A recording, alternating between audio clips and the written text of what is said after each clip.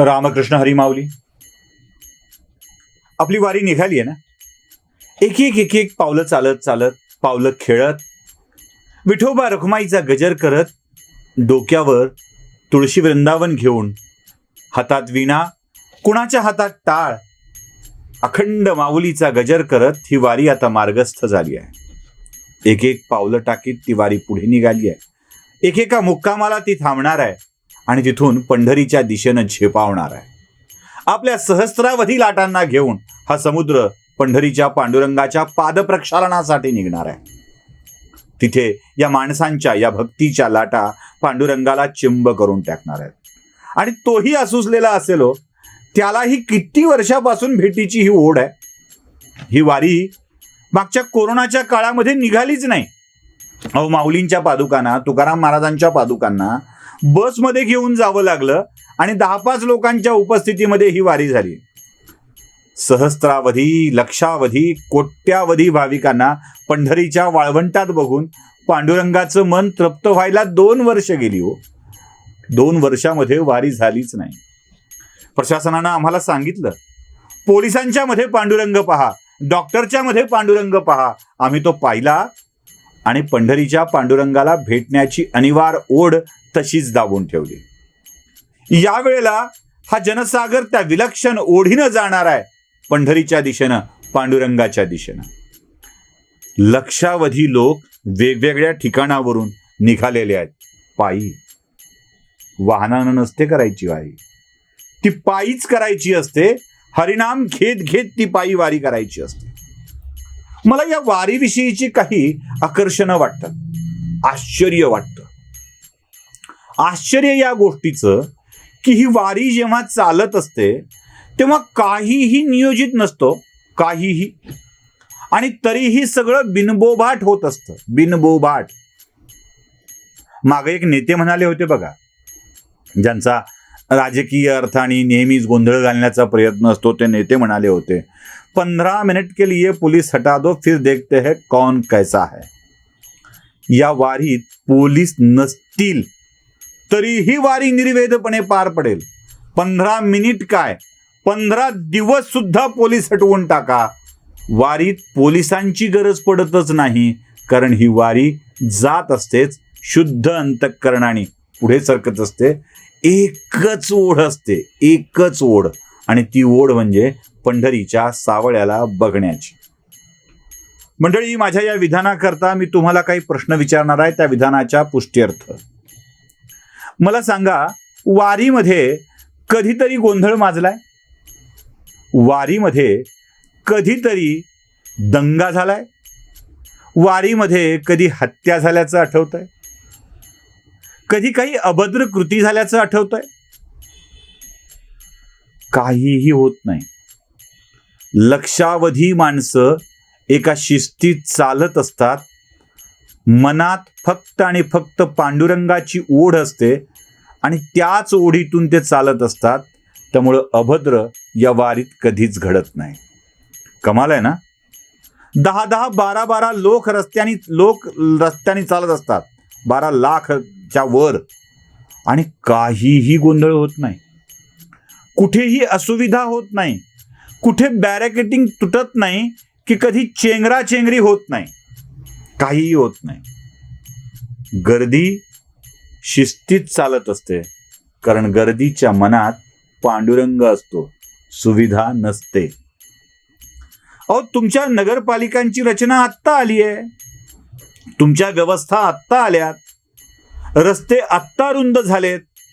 आधी पायवाटावरून चालायची नाही वारी, तेव्हाही कधी काही घडलं नाही. असं घडल्याचं ऐकिवात देखील नाही. ही वारी वर्षानुवर्षापासून, 800 वर्षाची परंपरा आहे या वारीची, 800 वर्षांची. 750 वर्ष तर ज्ञानदेवांना झाली आणि त्यांच्याही घरात वारीची परंपरा होती, म्हणून आपण 800 म्हणतोय. कदाचित त्या आधीची असेल, यातली ज्ञानी माणसं मला दुरुस्त करतील. 800 वर्षाची परंपरा असलेली ही वारी कोणत्याही भेदाशिवाय चालत असते, कोणत्याही भेदाशिवाय. इथे दामाजी पंत असतात, इथे गोरोबा काकांची वारी असते, इथे सावता असतो, इथे चोखोबा असतो, इथे तुकाराम असतात, इथे ज्ञानेश्वर असतात, इथे एकनाथ असतात, इथे मुक्ताई असते, इथे सोपानदेवांची येते, निवृत्तीनाथांची येते आणि सगळेच एकमेकांना आलिंगन देत माऊली माऊली म्हणत फिरत असतात. सगळ्यांमधलं नातं कोणतं हो? एकच, माऊली. बाकी कोणतंच नातं नाही.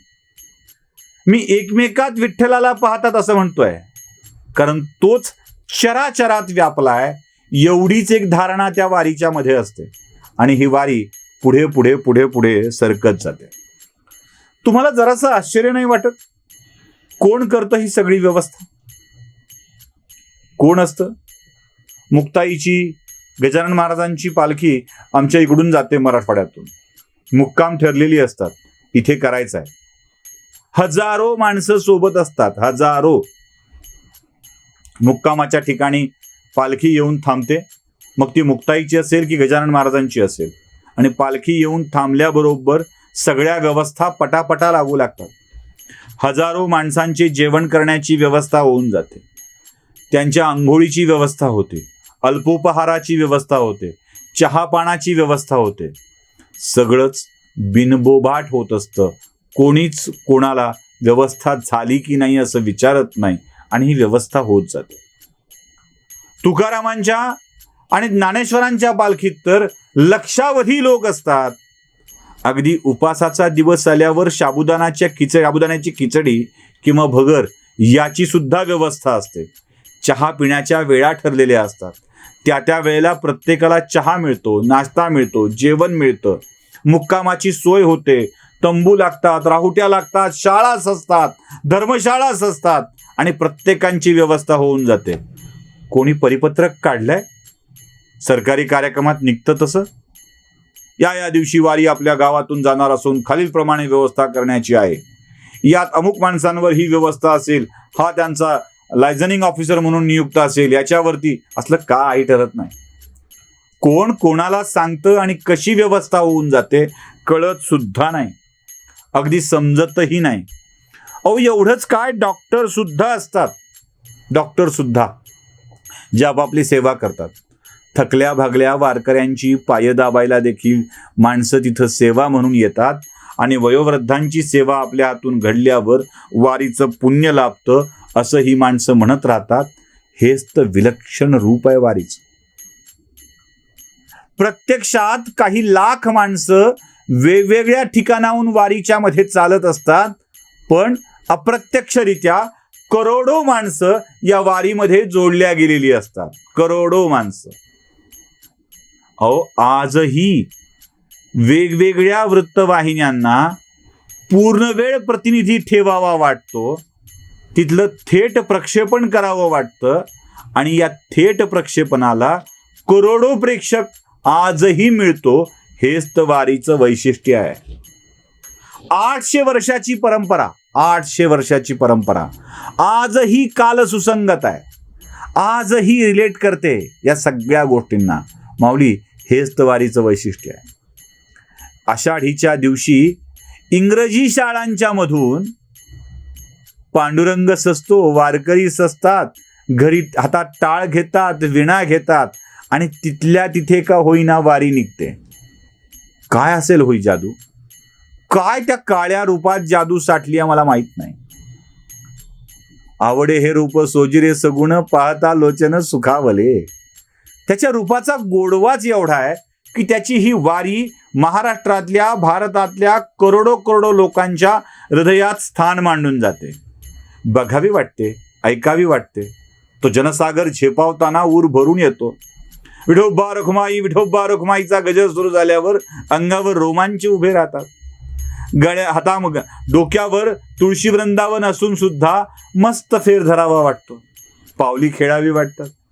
अहो एवढंच काय, मुक्या जीवांना सुद्धा या वारीमध्ये सहभागी केलं जातं.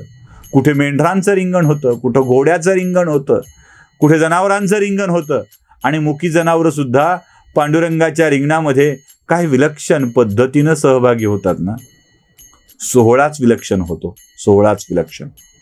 आणि म्हणूनच यात आपल्यालाही सहभागी झालं पाहिजे. ती नेमकी या तरुणाईला का रिलेट करते? का तरुणाईला ही अभंग गावीशी वाटतायत? का तरुणाईलाही त्या विठ्ठलाचे ओढ लागली आहे? हे सगळं का घडतंय हे समजून तर घ्यावं लागणार आहे. म्हणूनच वारीच्या पुढच्या मुक्कामापासून वारकरी संप्रदायांच्या या वैशिष्ट्यासह आपण सगळ्या गोष्टींचा आढावा घेणार आहोत. माऊली, हे आवडलं असेल तर लाईक करा, दुसऱ्या माऊलीपर्यंत पोहोचवा, चॅनलला सबस्क्राईब करा आणि या वारीत सहभागी व्हा.